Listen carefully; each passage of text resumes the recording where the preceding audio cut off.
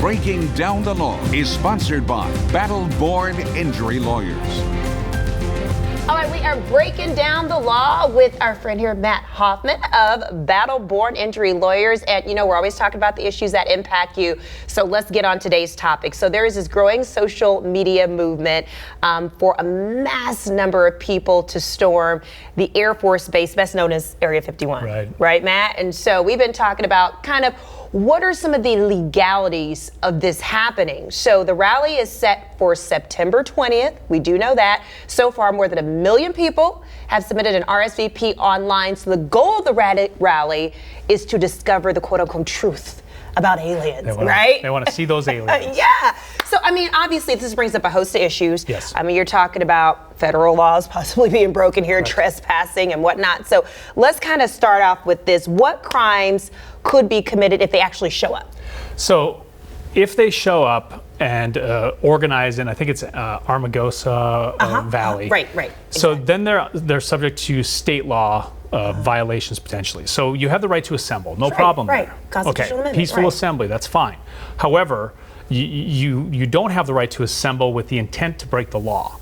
And that's literally what they're doing. Yeah.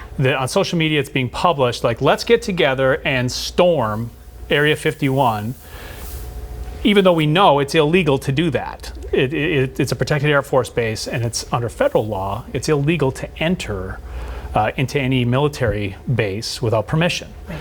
So under that, just the organizers alone, by what they're doing, what they're publishing, arguably that's a gross misdemeanor under Nevada law. Interesting. Even though you still have the constitutional amendment, the right to assemble, if you do it with the intent of trying to break the law, like you said, then you're already up against some obstacles because it's obviously visible for everybody to see. It's being published on social media. Yeah, and even if it's 2 or more people is the Nevada law. So if you have 2 or more people that organize with an intent to break the law, even if they don't break the law, you're already guilty. Interesting. And that's a misdemeanor.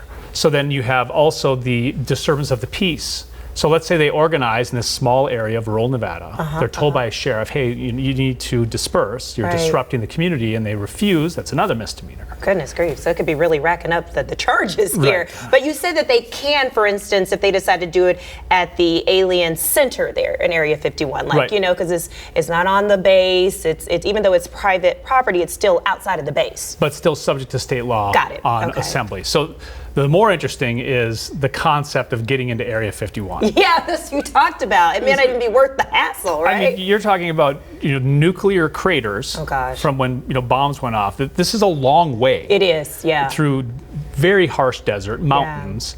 And even if you do make it, so you've got signs, not necessarily fence, that literally say, hey, do not go past this sign. Yeah. So now you're entering federal jurisdiction. If they cross into the area known as Area 51, willfully, it's in violation of federal law. You entered a military establishment without permission.